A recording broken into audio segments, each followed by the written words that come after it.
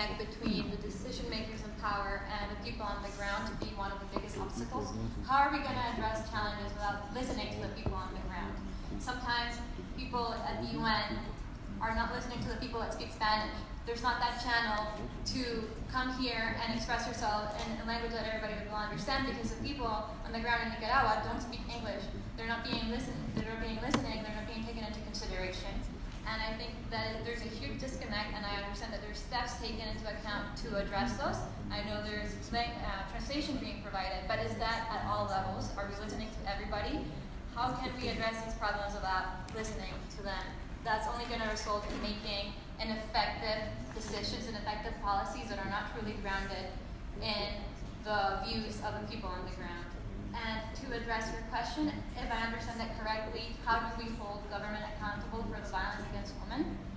And kids and youth. And kids and youth. Because we are talking about youth, and those two kids, 12 and 14, they're held in the institution in Finland, a democratic country. And we are not talking here about Africa. We're talking about Finland, a democratic country that took these two kids from the mothers that wanted to be raised by her, took them in the institution where they are held as hostage and watched 24 out of 24 hours, even when they go to the bathroom. And they are not given back to the mother for 5 years.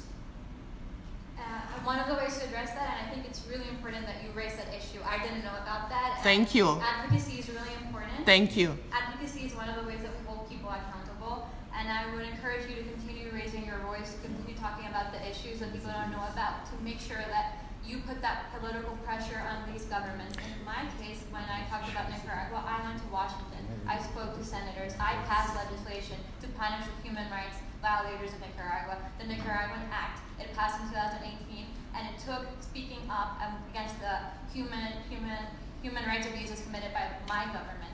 It took going to Washington, it took raising my voice, and I encourage you to continue raising your voice so that you can create change and that you can speak for those people in Finland who cannot speak.